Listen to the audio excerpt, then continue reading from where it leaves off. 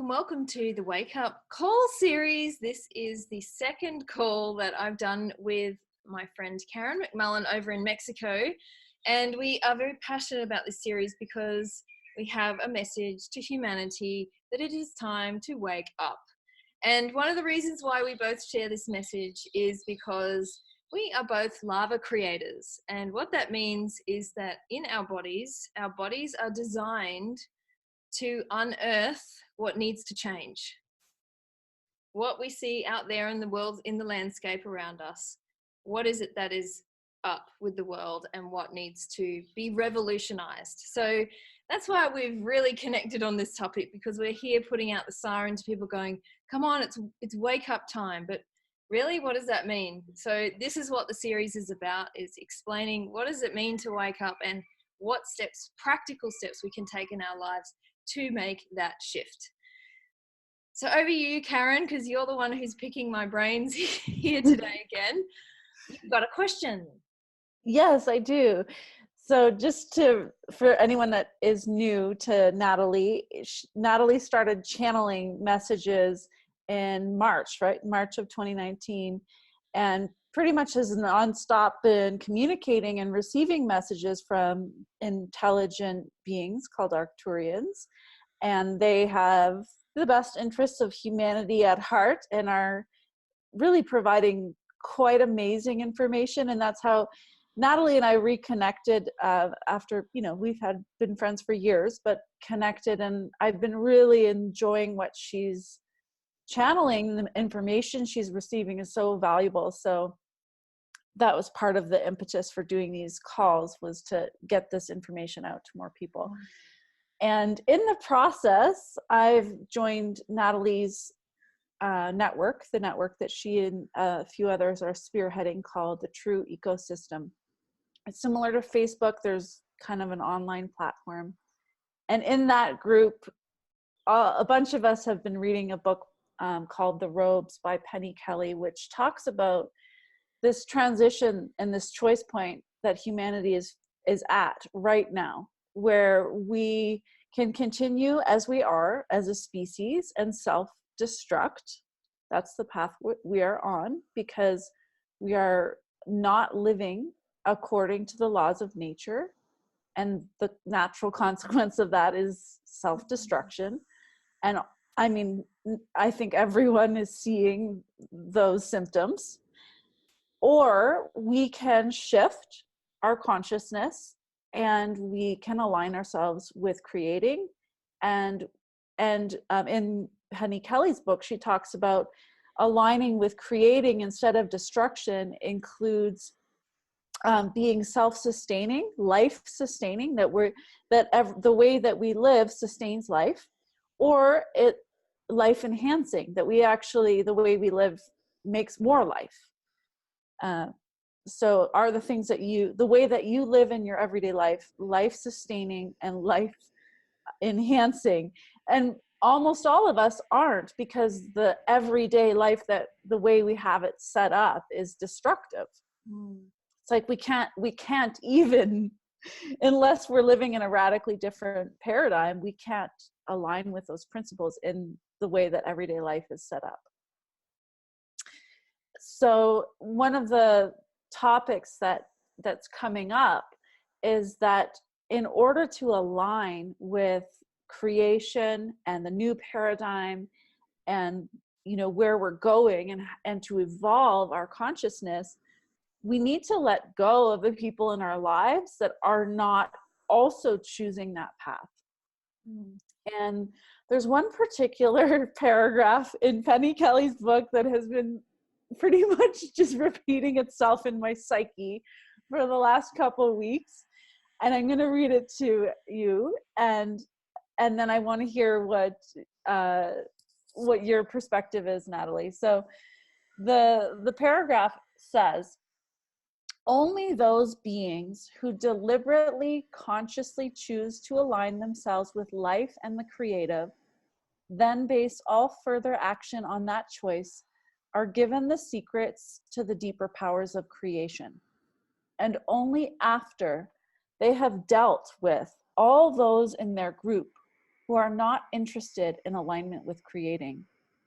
This includes dealing with those who don't want destruction, but don't want change either.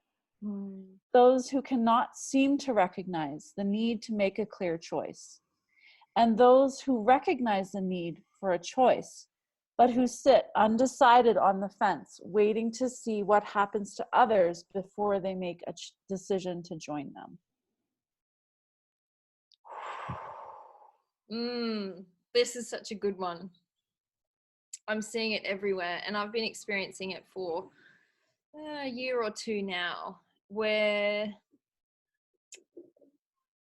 those who are moving forward into this new energy, whether you call it 5D frequency, golden frequency, the new world, new earth, whatever, it's all the same thing, because we're being called to move into unity consciousness, which is about moving past the duality of the 3D world.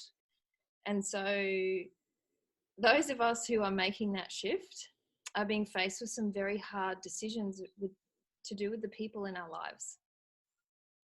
The people that we love dearly, who've been in our lives for a long time, that we genuinely love and would never want to see any harm come to them or to have them leave our lives. However, that's not how this is working now.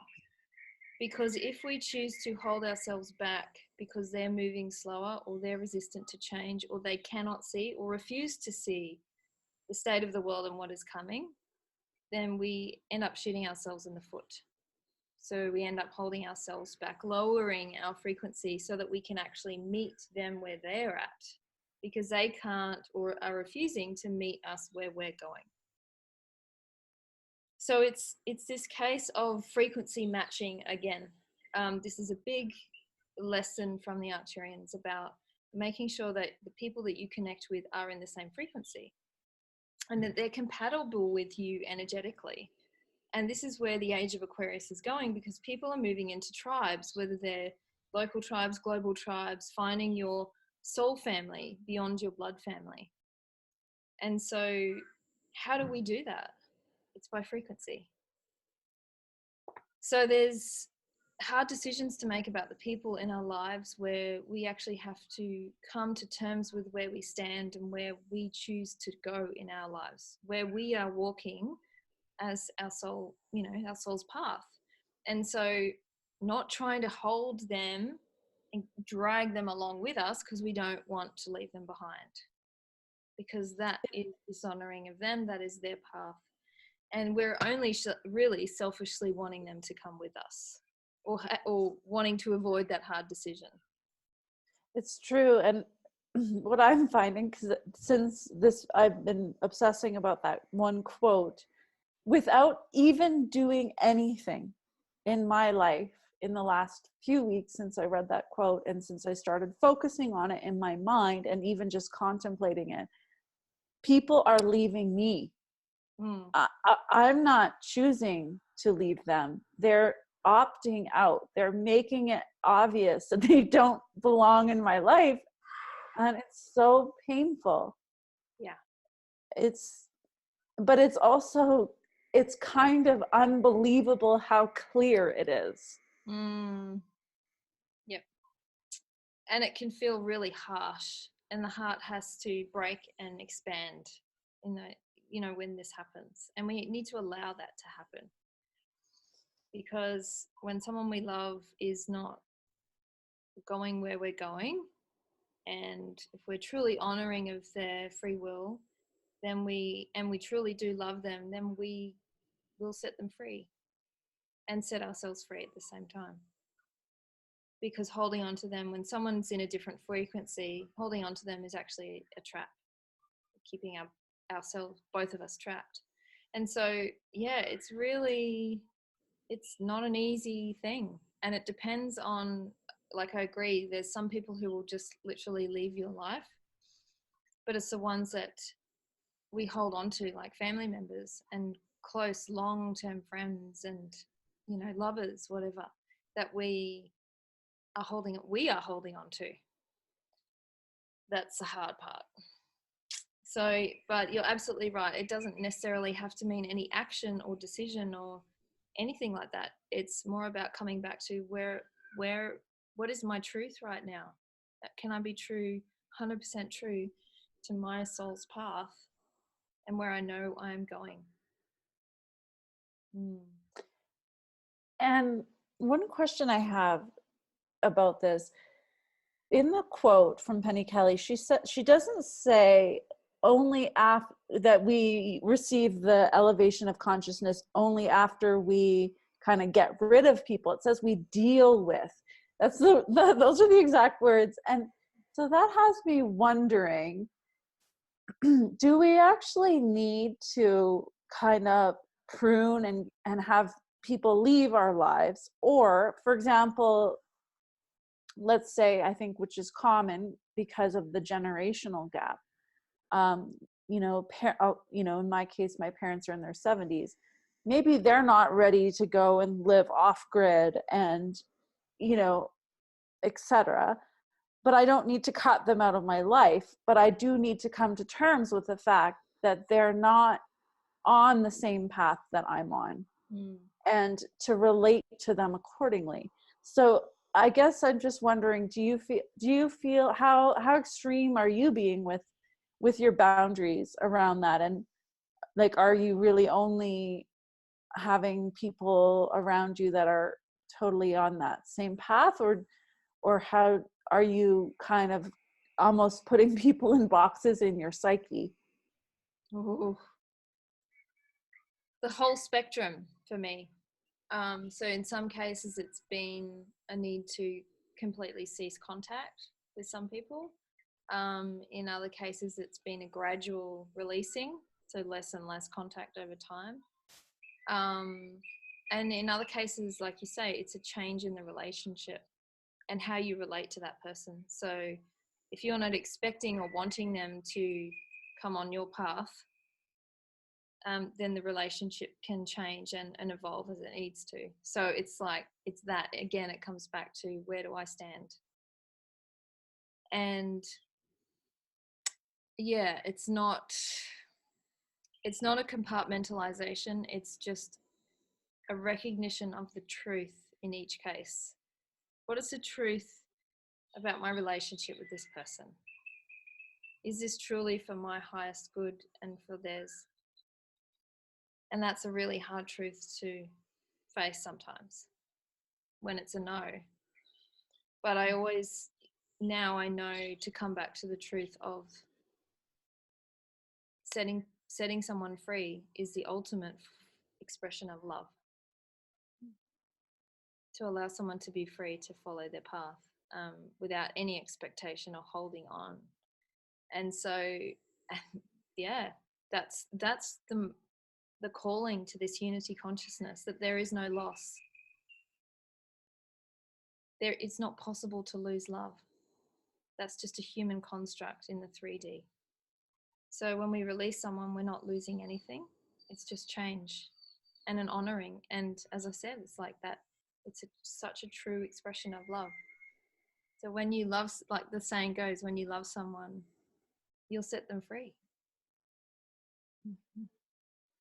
What are some of the tools that you are using, or that one could use, to discern who is a yes and who is a no? Who's a frequency match? Who's someone that belongs in your life and who isn't?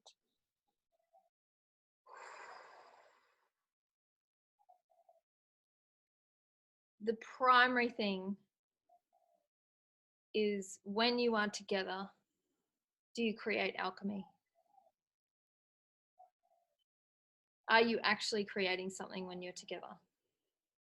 Because when you are in a match with someone, there is a third energy that is created, a third consciousness. Mine plus yours creates this. And that's when the relationship feels energizing, exciting, uplifting, creative, all of those things. Like you and I coming together on this call, it's like we're creating something and it does its own thing just from our energies coming together. So it's that is what 5D creating and consciousness is all about. When it's not that, you'll start to feel this more. The more you experience the alchemizing type of relationship, the others become very clear that nothing is really being created from that connection. And so when you're together, you're catching up, whatever, it's like back and forth, what's your news, what's my news, but nothing really comes of it. It's just, yeah, I love you and I want to know what's going on in your life, but there's nothing generated from that. So that's what we're really looking for, is it has to be a generative energy relationship that is coming. So that's what all of our relationships will eventually be as we step into this. And yeah, the other people will just move and find their own place. And as humanity starts to the spectrum of people who are really going for it with this new energy and get it, versus the people, and the whole spectrum, but down to the people who are completely in the dark, don't want to know anything, just want to collect their paycheck, do things the way they've always done it. The whole spectrum is starting to stretch. So you're seeing people, it's like a marathon race. As you go through each loop, people get further and further behind, and the others, the front runners, get further ahead, and everyone stretches out in between. It's like that. So that is what is happening. So that's why it's going to become more and more obvious who's not in your frequency, because if you're running at the front, you're going to see very clearly who's not keeping up. So the ones at the front are like all the people in your life just who come into your life, something is generated, and you all energize each other. And it just happens naturally. And these can be people you've just met, but they're soul family in many cases. So you are family. And so you're just picking up from where you left off. It's not, so releasing the idea of, well, how long has this person been in my life? Are we blood related or not? All of those old 3D constructs and programs. Or how much I invested to be with this person. Exactly. And so where we invest our energy is everything now. So rather than cutting people off in most cases, it's more about where am I investing my energy? And, acknowledging that you can still love someone from afar. You don't have to spend heaps of time with them. You don't have to call them all the time. You can still love them anyway. And they feel that. Yeah. Yeah. I feel like things are getting more contrasting. And I'll just share a little bit from my experience this week, because I had a partnership with my dance partner who I was delivering a salsa class with, beautiful man. And then, but I started to feel that our energies weren't harmonizing.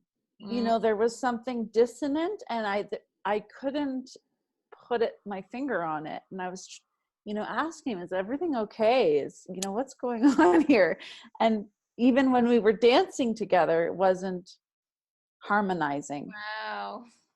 And so I've been noticing this sense, subtle, but this sense of like, all of a sudden the energies don't really go together anymore.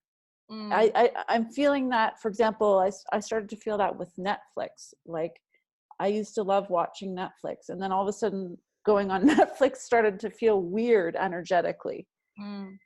Yep. And then this friend just stopped coming to teach with me, just didn't show up. And then I asked him, why weren't you there? And he said, oh, I'm bored. I'm bored with the class. And I'm thinking, and then he blocked me on Facebook and stopped communicating. And so I'm thinking, gosh, I invested a lot in this connection, and it's really painful that it's gone. And yet in the same breath, I was at a coffee shop and I just met this most incredible light-filled human who's already living off grid and in a joyful, very joyful way. So it's just, this contrast is so palpable. and it's almost comical. It's almost unbelievable Yeah. and immediate.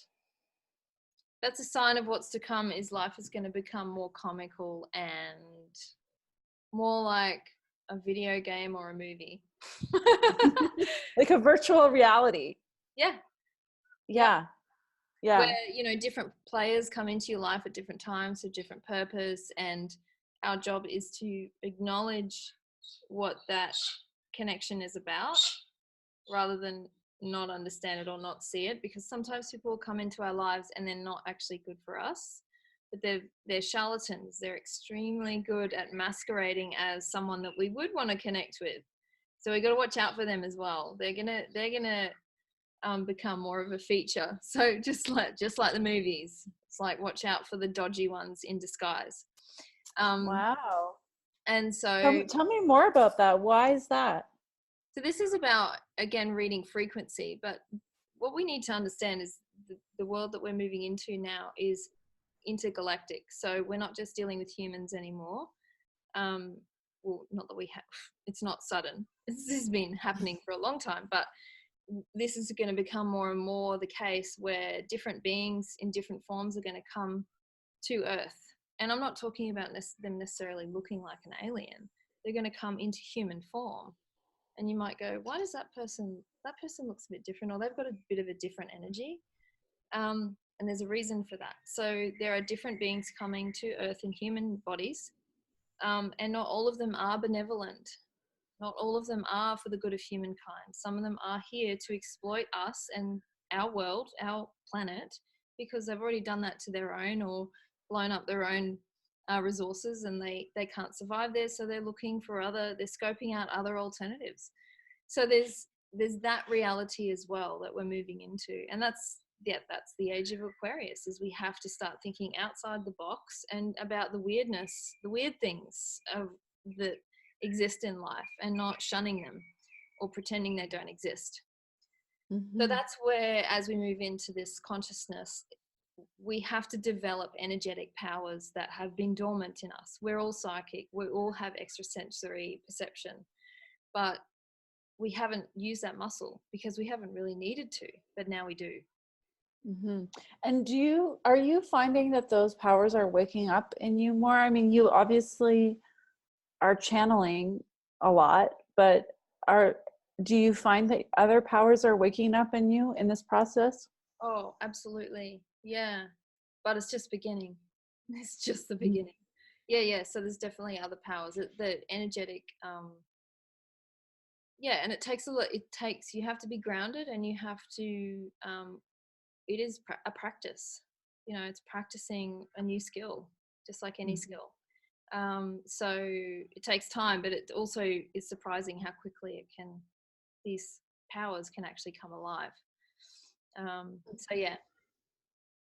Yeah, and I feel like part of the process, because I've been noticing more powers coming to me, and it's not really comfortable. I mean, actually it kind of scares me, a lot of the information I'm getting, because it's more discernment, and it's discernment on different dimensions, and those dimensions aren't always just light and love. They actually have negative aspects as well. So Yep. I think part of the process of opening to those gifts is not being afraid, and also having support from other people who are either already awakened in those gifts or who are awakening those gifts. Absolutely. Yeah. Now is the time to come together. It is not the time to be a lone wolf. There's a very dangerous path to be walking now, and will be increasingly so. So find your people, and you grow, you strengthen each other, just being in that energy together. This is why it needs to be frequency match. Find your people who are a match for you, who are in that energy, and you all rise together. And it's much easier and more enjoyable and fun and safer. It's safer. Because when gosh, spaceships appear in the sky, or the weather patterns start to change and natural disasters become the norm here on Earth, for some time, we're going to need each other more than ever. not just to deal with the fear, but on a practical level as well, to pull together our resources and go, what are we doing here? Let's think of some ideas. What can we create from this disaster, or, you know, from the limited resources we have? So we're going to have to use both energetic and practical earthy skills that we have in our toolkits. Just That's like awesome. a game. Yeah, so I think that's a good place to leave it for today. Is there any last little thing you'd like to say? I'd just like to say, if you're someone who is going through this transition of having to release people and feeling like, I don't resonate with this person that I've loved forever, or, you know, how do I navigate my way through this, is to have a lot of compassion for yourself, but also be true, like be honest with yourself. Totally. Yeah. Oh, I want to just end with one other thing, because I feel like this is the reason why it's so important to really make sure that you are honoring those nudges to only connect with the right people. Okay, so this is also from Penny Kelly's book, Robes. If you choose to align with creating and are not already on that path, then very careful attention must be paid to the processes of the shift.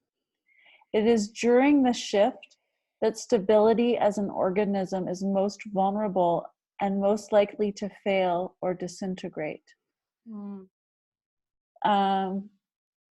Yeah, I think I'll leave it there. But basically the idea is that, you know, we are like individually, as we wake up and we move from this one paradigm and we're moving into another paradigm, we are vulnerable.